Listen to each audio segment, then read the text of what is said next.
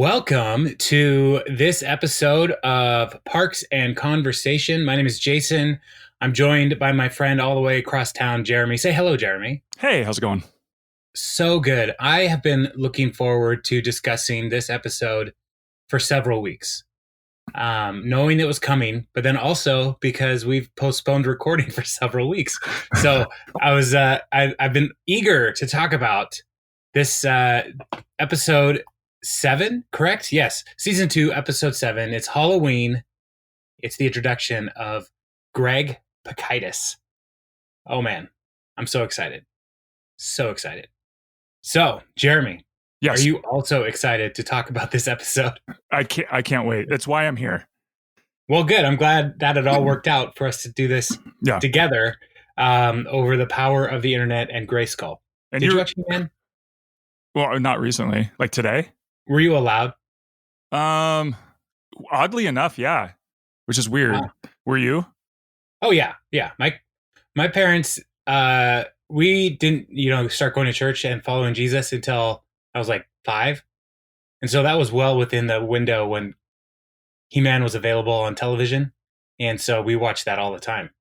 What if that was the cause? Like, oh man, our kid's watching the skeleton guy. We should probably get to church. Maybe. I do remember going as the devil for a Halloween festival sometime. I don't know. That's on point. Yep, that's about perfect. So, and it's all just because of opening the door of He-Man and Thundercats, all that. Oddly enough, I couldn't watch the Smurfs for some reason. I think there was like witchcraft or something. Not that a talking lion wasn't, Green Lion, Tiger in He-Man and the skeleton guy was bad, but Smurfs for some reason. Nope. Well, Smurfs was like blatant magic. There was a wizard, a sorcerer, Gargamel, who was it was obvious that he was, a Satan worshiper. Yeah, he looked like a young Larry David. Like, what was he going to do? Like, the guy was... Yes. He was harmless. His sidekick was a cat. Come on. Yeah. That's a great young Larry David or a young Bernie Sanders. There you go. So, the guy just doing work. Yeah. Look, everybody, what we're going to do is we're going to make magic available for everybody. Gargamel is just a socialist. Like, the Smurfs shouldn't have been so, they shouldn't have. Why can't we all live in these little mushroom houses? Yeah. Yeah. Arguably the worst Bernie Sanders impersonation ever done on this podcast. True. So, and I will keep it that way. Well, then I can only get better from here. That's right. That's true. All right. So, but that's neither here nor there. Here and there is Parks and Rec talking about Pakaitis and Halloween. And as I was texting you in preparation for this a couple weeks ago, I said this is like the Heat episode of Parks and Recreation. And the movie Heat, starring Al Pacino, Robert De Niro, Val Kilmer, assorted others. It's a heist movie, cat and mouse between thieves and the police, and it's just a really great, boring movie. But like at the end of it, you're like, oh, that was actually pretty good. Like, it feels forever, like nothing happens, but it was a lot of twists and turns along the way. And as I was watching this episode, I was like, this is Heat. This is what's going on. So, and you've seen Heat, right? Oh yeah. Okay. Good. Yeah. Good. Do you remember? I agree. This is a good, every sitcom needs its own Heat episode. And I think they nailed it with this one. Yeah. Did you see the Home Improvement Heat episode? I didn't. When Wilson was trying to steal a miter saw from Al, and Tim the Toolman Taylor was able to work as a snitch against Wilson as an inside informant. So Al came and regulated. You didn't see that episode? I wasn't allowed to watch Home Improvement because of the witchcraft. That makes sense. Yeah. Al's, like how did anything actually get built on it? Like, no one ever saw it, so it must have been witchcraft. So yeah, must have. Yeah, exactly. That's what I was told anyway, because I was never allowed to see it.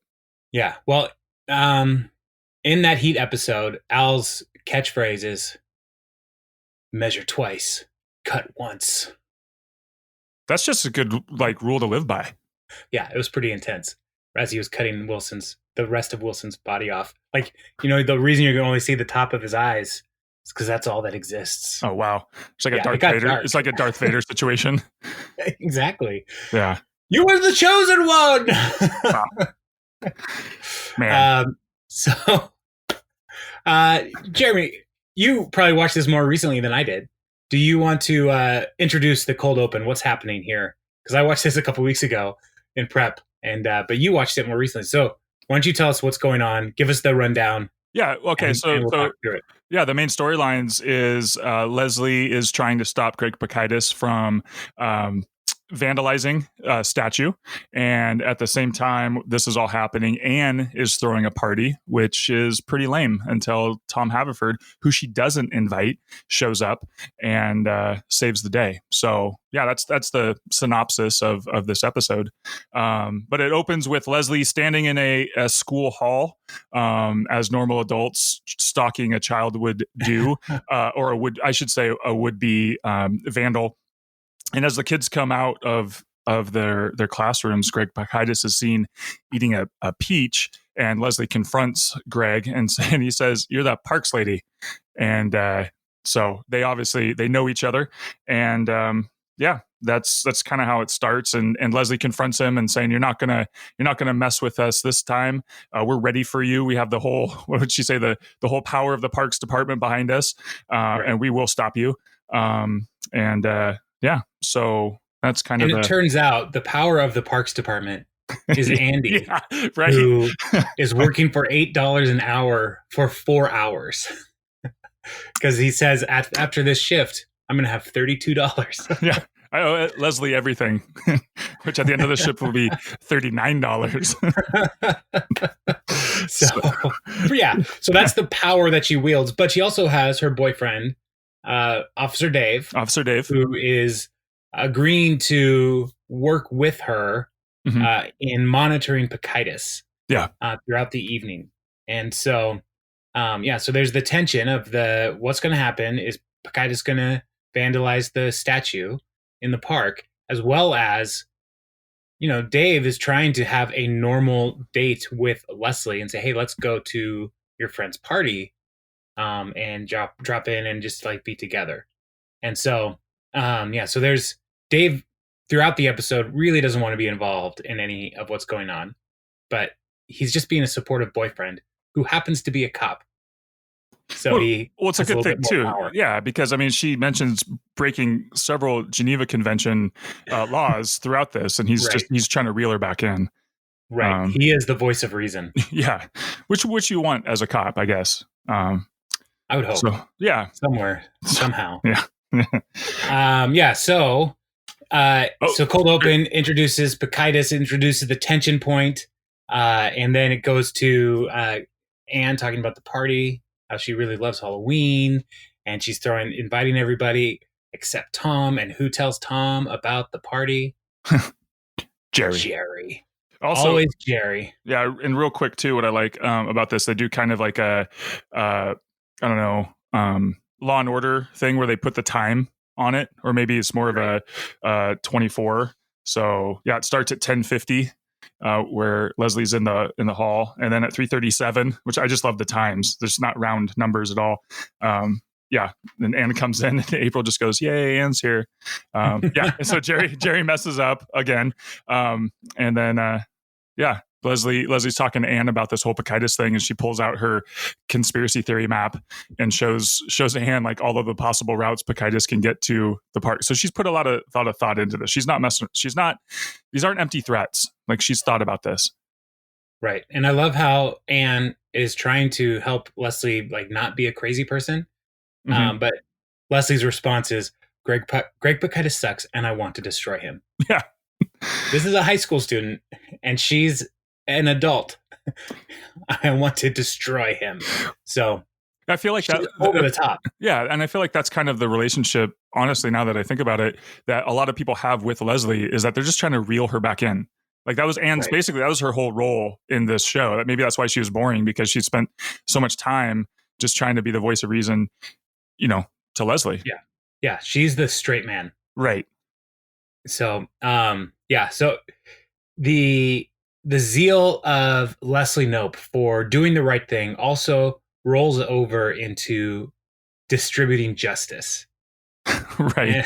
and, and like making sure that if somebody does wrong, they pay for it. And as she's setting up the Andy with instructions on what to do, like she says, like, use extreme force, do whatever is necessary, and Officer Dave just keeps saying, don't do that, don't do that, Don't do don't that. do that.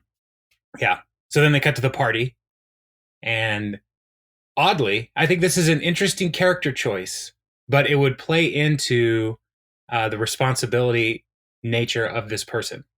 The first person to come to the party is Ron.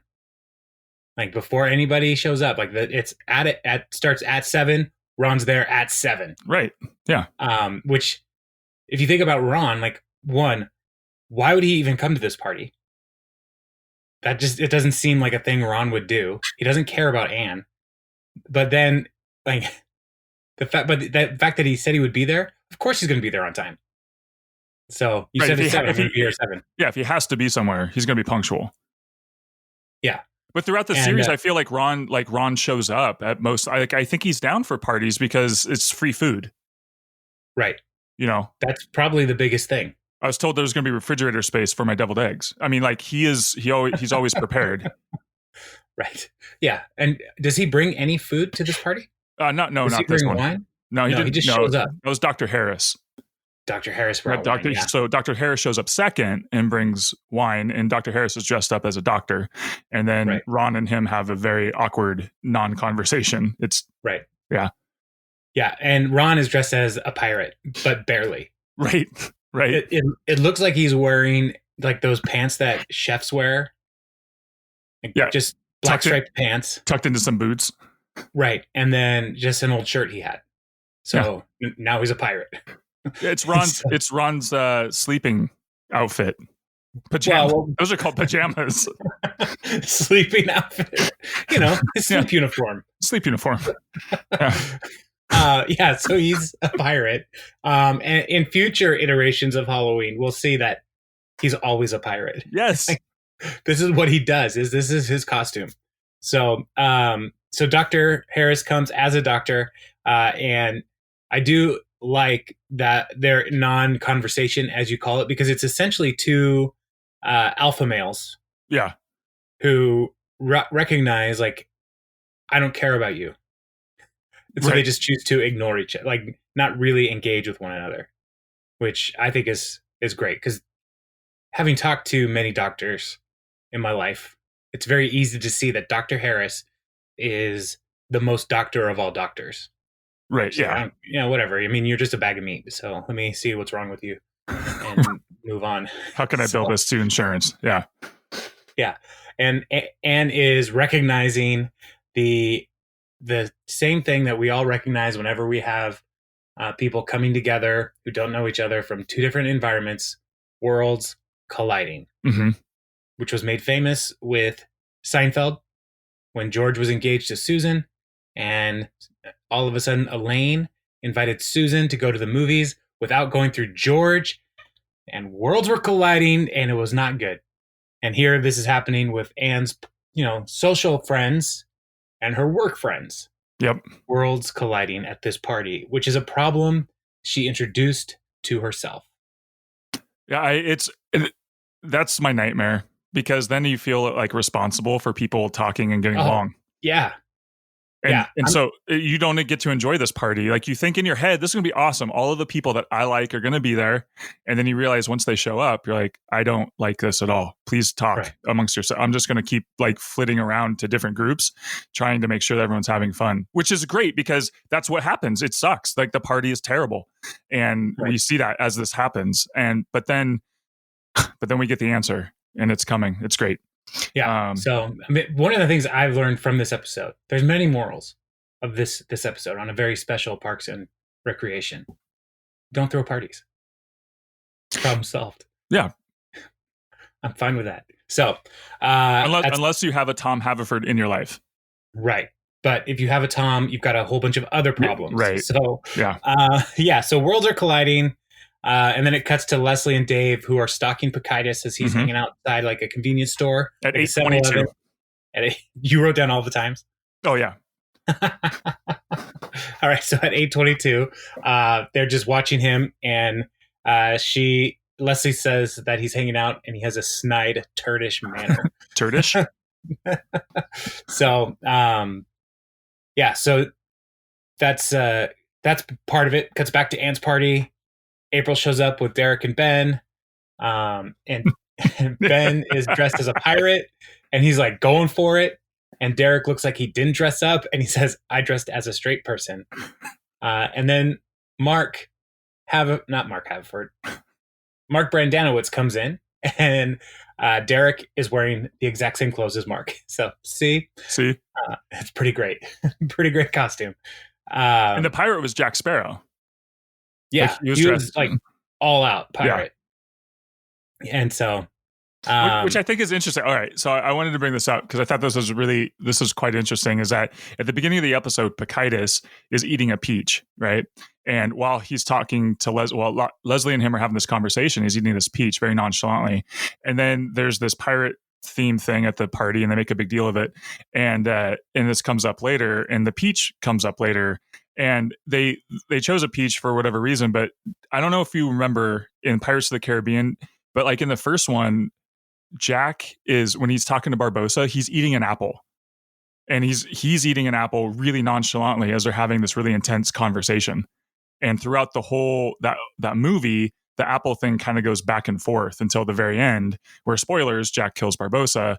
But I just thought it was interesting, like why eating, like why to make the fruit such a big deal, and then also why the two pirates, like a regular pirate, like Ron's dress is like what a pirate would probably kind of look like, not like a Jack Sparrow version, but that's the Hollywood version. But in that movie, there was, a lot of fruit and apple eating too. Anyway, just throwing that out there. Interesting. Yeah. Well, let me go into another cultural universe that I already referenced in Seinfeld. George has a theory that if you eat a piece of fruit while on the phone, you sound more casual. So yeah, I think be together, right? Because like in like Ocean's 11, Rusty is eating food all the time. That's Brad Pitt's character. In case Brad Pitt. Know. Yeah. So yeah, because he's real nonchalant about every scene. He's eating something because he can't be bothered. He's just super chill dude. And Tony Stark, like even though he's trying to, did you notice that he was always eating, like throwing something in his mouth in all the Avengers movies? That. Yeah. Anyway, just because they're just that cool. Like everything's like so chill. Like I can just eat during this tense time. Yeah. Well, I do think that is a part of the way that you communicate chillness is a willingness to eat in front of others. All right. Note to self: just have food with me all the time. All the time. And I learned this from when I was in youth ministry. There was a student who lacked any sense of chill, and he never ate in front of anybody. See, so, never trust somebody who won't eat in front of you. Yeah. Yeah, I don't trust anybody who won't eat in front of me. That's a good rule. I'm making that a bumper sticker. Just driving around. I don't need anybody who doesn't eat in front of me. Did I say I don't eat anybody? I don't trust anybody. We all have our code. Works either way. Oh. Yeah. So Anne's dealing with the awkward party. At the party, Anne's coworkers start to hassle Mark. Mm-hmm.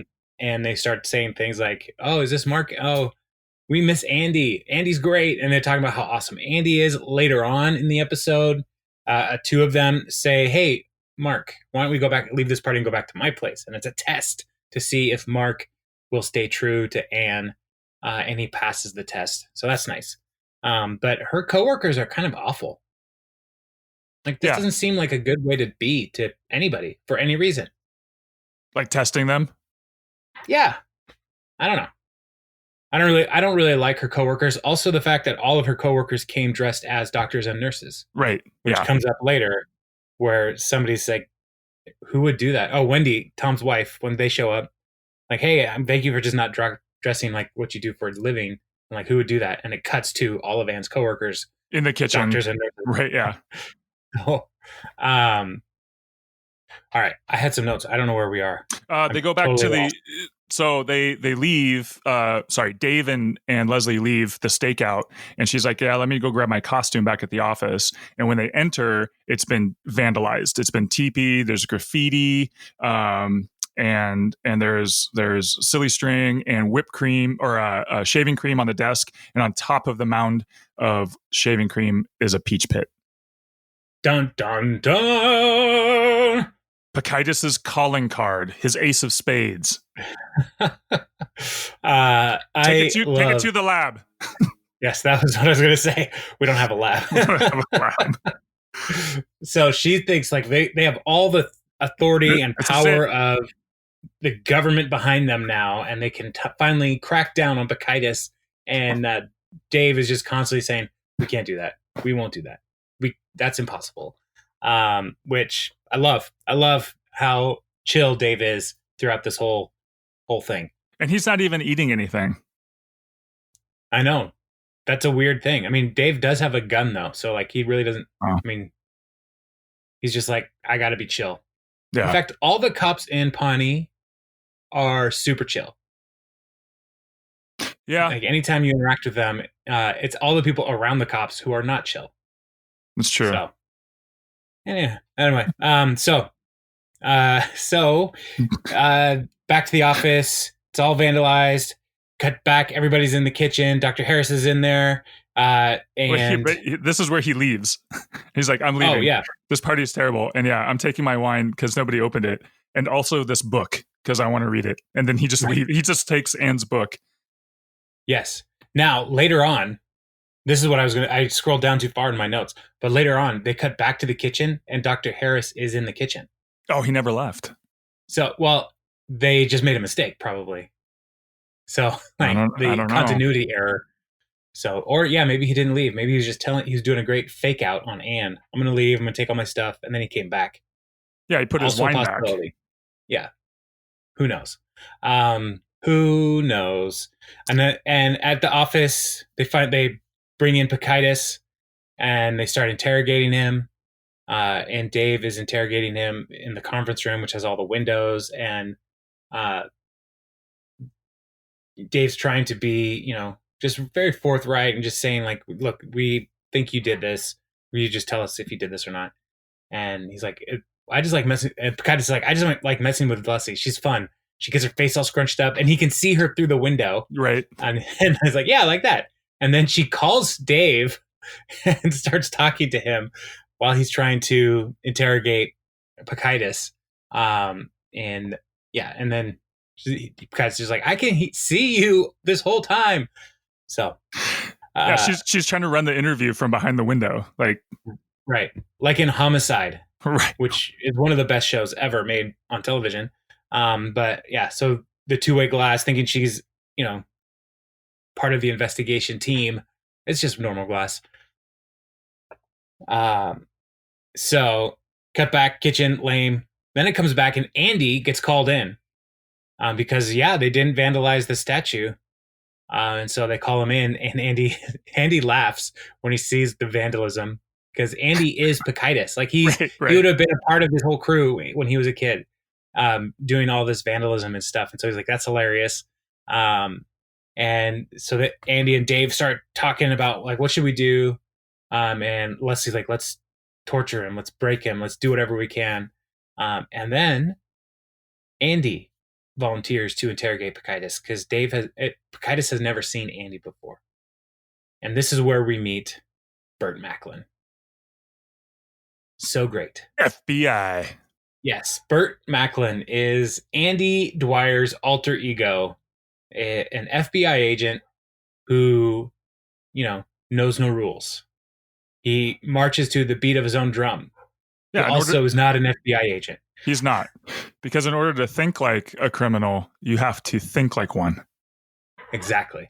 And this is where we start to get the heat vibe, where we have more and more levels of confusion and obfuscation happening all throughout. And so when Andy comes in, he's drinking from a cup and then he's trying to be hard and like tough, and so then he's like, "Oh, I'm drinking this boiling hot coffee," and then he pretends to throw it at Pacitus, but the cup is empty, and and so he is just trying to get in his headspace, and then it cuts from there because we don't know what's all going to happen. But yeah, I'm Burt Macklin, FBI. We're going to see so much Burt Macklin. It's going to be so great. I mean, there's going to be a moment where Burt dies and comes back to life, and his brother shows up. It's going to be awesome. This is one of the best characters of a character in all of this series. So then it cuts back, and this is when Tom and Wendy show up to the party, and they are party rescue agents because they turn up the party. They make it a dance. They make a dance floor. They turn up the music. They take out all the lights that don't have colored bulbs, as Tom says. And he's dressed as T-Pain, so he's already there for a party. Yeah. As Tom is putting the party together, I know this. I do not want to go to that party. Yeah, it seems very loud. It's not for me at all. But here's the crazy thing, though. Like, yeah, I get it. And Tom's kind of the worst. But right now, in this moment, he's in his element. Like, he's finally useful. Like, think back through the last season and 7 episodes. He sits in the car. He avoids work. He does it. And now it's like, this is his time to shine. And he does it. He saves the party. And it's great. I don't know. I think that was like growth a little, not growth, but it just shows good writing. Like, hey, he can be useful, and he could have been really selfish. Job, well, right, useful. Right. Useful as a human. Well, because he could have just been like, this is lame, and he gets out. But he even takes upon himself like, no, I can do. I'll show you what's up. And I think that shows like for later when his character really develops that he does have that. He knows he can do things. It's just when he chooses to do it. So, yeah. Yeah, good point. And later we will see Tom has ideas. Tom has vision. Not all of them are good ideas. No, but he does swing for the fences often. Just never here in the parks department. Not interested. Right. So, in fact, later he will say how boring he feels his own job is, and which is another fun moment in the future. We'll get there. Season 3. So they cut back to the office, and Greg's mom shows up. Well, first, Pacitus makes Andy cry. Oh, right, because he's being mean to him. Yeah, it looks like Andy is like pounding on the desk, and like he's really getting in Pacitus's face. And then they walk around the corner to talk, and he's like, "Why would you even say that to a person? Such a terrible thing!" Right. And then Nope goes in and reveals that she's been following him, which is just like, "What are you doing, you crazy person?" We followed you, genius. She's so over the top. Yeah. She's so terrible at everything. And Dave even says, this is all just bad police work at some point. It's not even police work. No, I don't. I don't think she would make a good cop. I actually would be afraid of a city where she was in charge of the police. So then Greg's mom shows up and is like, I'm going to call your boss and your supervisor. And I don't know who you work for, to Andy. And he says, the president of the United States of America. And she takes Pacitus away. And then Dave says, this was just all bad police work. And Andy, this was bad FBI work. My bad. Great line. My bad. And then it cuts back to the party, and it's turned up, and people are having a good time. Pirate Ron meets Pirate Derek, and he's like, "That's a really good pirate costume, son." A compliment from Ron Swanson. Yes, like he was genuinely pleased by this pirate, and so I was impressed. But I also think, like, because he had made a comment to Anne earlier that the party was terrible. He's like, when they were talking about how bad it was, he's like, yeah, this is awful. And the party starts to kind of happen, and it gets better and better to the point where even Ron is having fun, I think. So that's why when he compliments Derek, it's like, yeah, this is now a good party. Well, according to Parks and Rec. I personally, that would be my nightmare. But, even Ron was having fun. So that's good. Good for him. Yeah. To show you how terrible the party was, the only real conversation at one point, Ron came up to Anne and said, "Do you have any mounds?" Because almonds give, and he's looking through the candy. He's like, "All I found is almond joy, and almonds give me the squirts." So later on, you see he's going through the almond joy and taking all the almonds out, Right. and making his own mounds. So, yeah.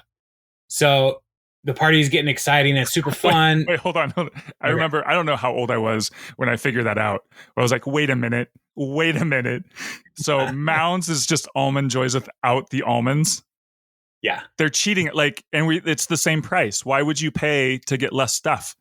Well, you get more coconut. I don't know. I was you do. I think blown they away. fill it with coconut instead of, because there's still a mound in there. Yeah, I don't know. Measure it next time. I think they just pop an almond on top. Do that. Well, you should. Okay. Well, it's kind of like the day I figured out that like Three Musketeers, and then you go up to, what is it, Mars with caramel, and then Snickers with peanuts. It's all the same thing. They just keep adding or subtracting layers, a layer or ingredient, depending upon how you look at it. Yep. Blown away. Absolutely just flabbergasted. Well, let me tell you about Ford and Lincoln. Uh-huh. The presidents. Not the people, the vehicle, the car, because Fords are the run-of-the-mill everyday thing, but then Lincoln is just a more expensive Ford. Do you remember The Postman, the movie? Yes, Ford, Lincoln, Mercury. Yeah. Yeah, I love that movie. That's the end of that. Yeah. It's Tom Petty's in it. He is. Yeah. So it's like, this is, at that point when Tom Petty showed up as I'm watching The Postman, I was like, all right, this movie understands it's not a real movie. Right. Just for fun. And then it became a lot more enjoyable. And when the guy's name is Ford Lincoln Mercury, I was like, okay, this is ridiculous. It's also based on a book. The FedEx guy. Yeah, the FedEx guy, the story of Postman, written by UPS. Where are we in this thing? So party's going on, and David leaves, and Leslie and Andy are there cleaning up all the toilet paper and all the carnage of the office. And Andy, Leslie says, "Andy, you can just go home. You don't have to do this." He's like, "No way. Everything I have, I owe to you," which again is $32. But it also just shows a little bit of Andy's loyalty, right, to people who are in his life. Like, you watched out for me. I'm going to help you. I'm going to be with you. Which is a good character trait for Andy. That is consistent. Yeah. Andy is probably, from this point out, he probably is becoming the least selfish person on the show. Yeah. Like the first season, Andy was a total selfish jerk, but he's becoming more and more personally generous with with just his life. So yeah, he turns more into the lovable loser versus just the loser. Right. That's Mark's job. Oh, Brandana quits. Oh, I just don't. The clock is ticking, Mark. So they decide that they will go and TP Pakitis' house. And this was Andy's idea. Yeah. And this is what I would do. I would just go back at him. Well, right. Because Leslie said, didn't Leslie say that? And then Andy's like, yeah, let's do it. So he's like, he's all for it. But in between that, we cut back to the party, and Wendy comes up and talks to Ron and says, "Hey, thanks for keeping the secret about the green card wedding. And we can, but pretty soon we won't have to keep it a secret anymore because we can get divorced." And Tom is visibly like bummed because he made a big deal. He's always made a big deal about, this is my wife. She's super hot. And now that clock is ticking on their relationship, and he's sad about that, and I think that again is a little bit more character development. So his character can change at some point, and we see that happen down the road. But we also see that Wendy and Ron are kind of talking a little bit there. Right. There's some seeds being planted for future episodes, which will come in the future. Roost. These seeds the seeds will come to roost.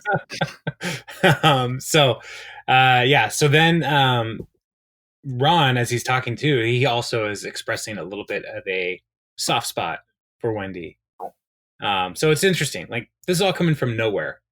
And for like as a viewer, first time going like, what is this? It was a little bit of a shock. But yeah, Tom has some depth Yeah. in his personality, and so yeah, they're getting some room to like bring these character uh, pieces out, which is nice. Otherwise, it would just be boring. Yeah, so then they go and they are TPing Pekidus' house, and let and or let Dave. I can't think of names. Andy teaches Leslie how to throw the toilet paper, which is Yeah. great, and eggs, and they're just going for it. And then the 50 show up. And I love Andy's reaction when the police come. He's like, 50, and he runs and he just jumps out over a bush, and out of the police car comes Officer Dave. He says, Andy, I see you. And then a woman comes out of the house, and you cut to the woman, and you think it's mom, but it's a different person than was Greg's mom earlier in the show. And so she calls for him. He's like, yeah, he's not there. Did he hire another woman to be his mother? Every time he gets in trouble, he goes on Craigslist and hires a woman to be his mom. Yeah, this kid is brilliant. Yeah, yes. Andy. He is a mastermind. Even Andy's impressed, like, okay, yeah. Yeah.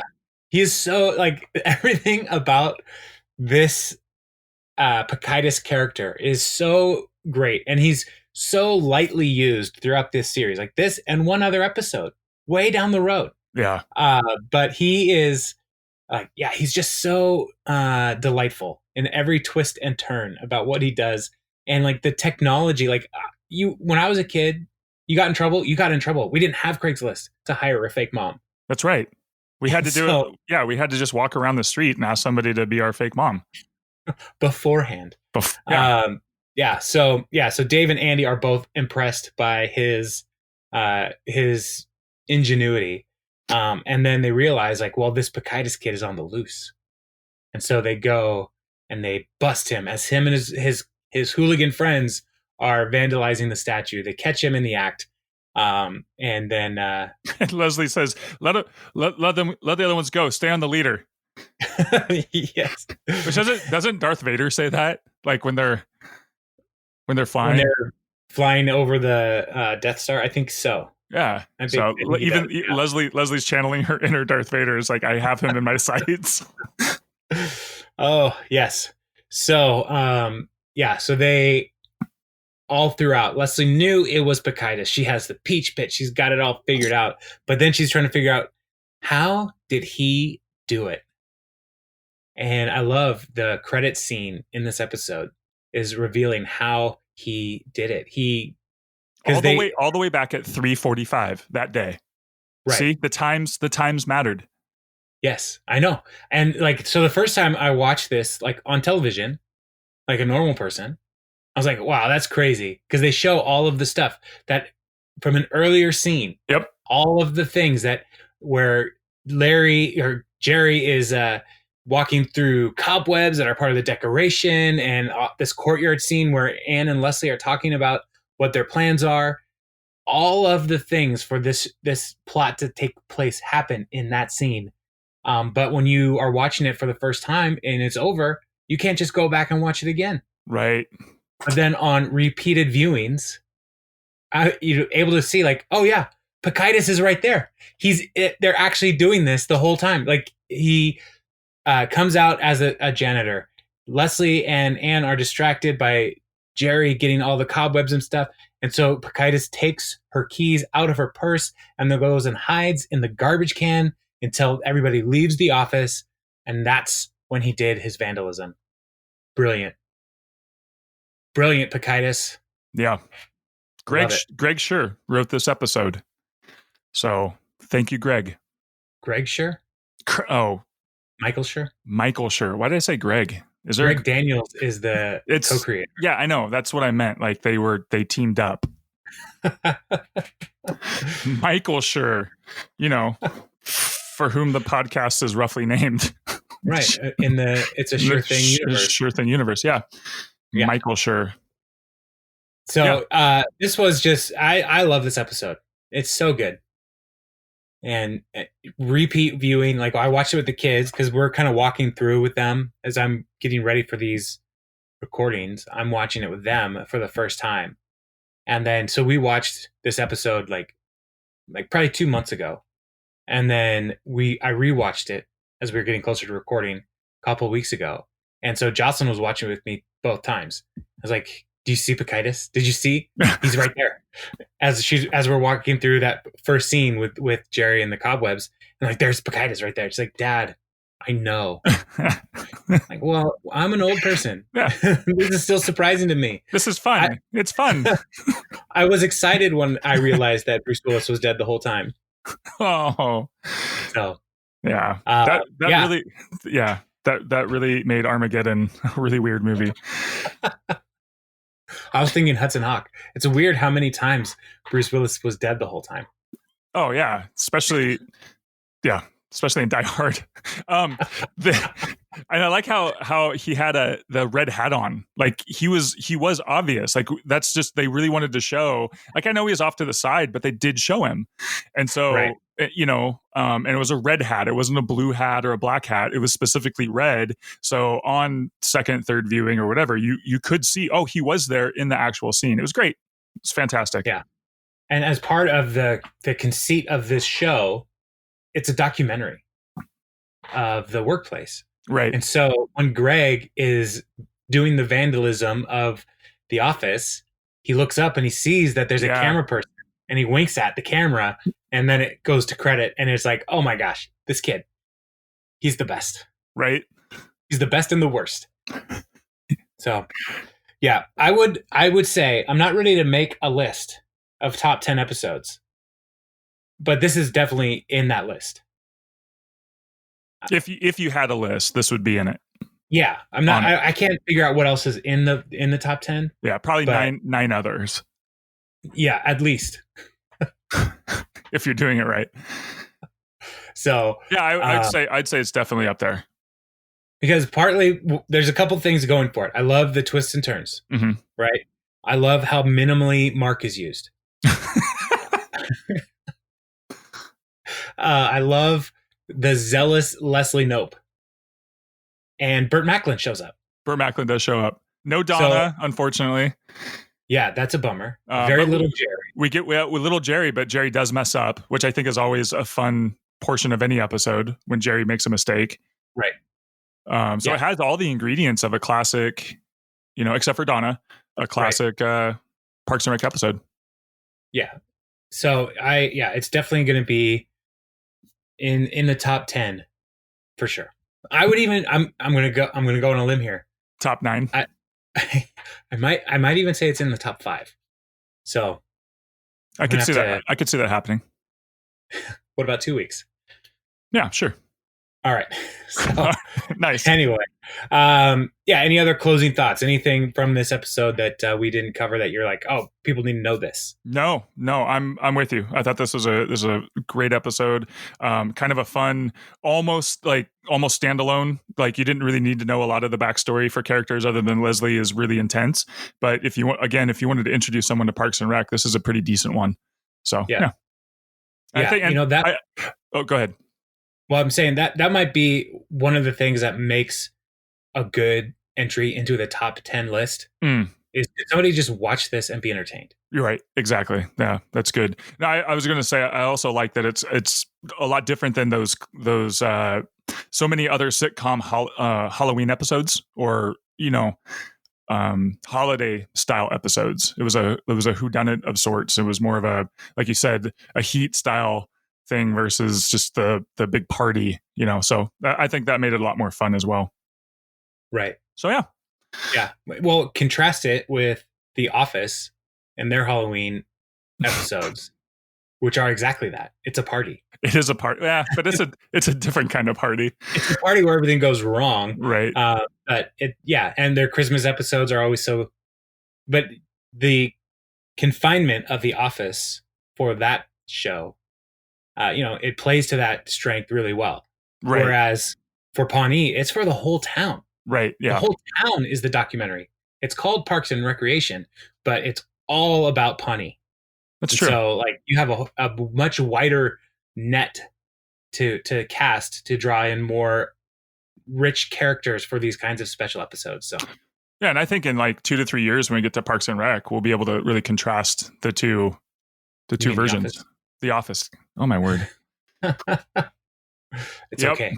Yeah, it's all right. Greg Sure is part of that one too, so don't worry about it. They're all Greg Sure, he's so good. He's so good at these things. All right, what's oh sorry. That's it. All right. What's the next episode? Episode 8. Cool. I can't remember off the top of my head. Excited. Is that what it's called? No, I'm just excited for it. Okay, I'm gonna look it up right now. Okay. Through the power of the internet. I want to say it's the dinner party. No, I don't think so, because we have not met Justin yet. That's right, Justin. So where are seasons? Episode guide. Here it is. Season 2, episode 8. We are looking at Ron and Tammy. Ron and Tammy. That's right. Oh my gosh. See? See, I would not put those any of the Ron and Tammy dynamic. I can't put in my top 10 because they're just too uncomfortable. Yeah, but I think it helps to know ahead of time that they are married in real life. In real life, yes. So yeah. I don't know why that helps, but I think it helps. So, well, good. Whatever helps you. That is rated 8.4 on IMDb. Same rating as Greg Pikitis. All right. I don't know how I feel about that. Because the next one after that, The Camel, 7.9, I think that is way better than Ron and Tammy. Oh my gosh, there's so many good episodes. There are. Yeah, I like The Camel. Well, let's go so we can come back. That's a good call. Okay. So, all right. Well, I'll talk to you later then. All right. Bye. Yeah.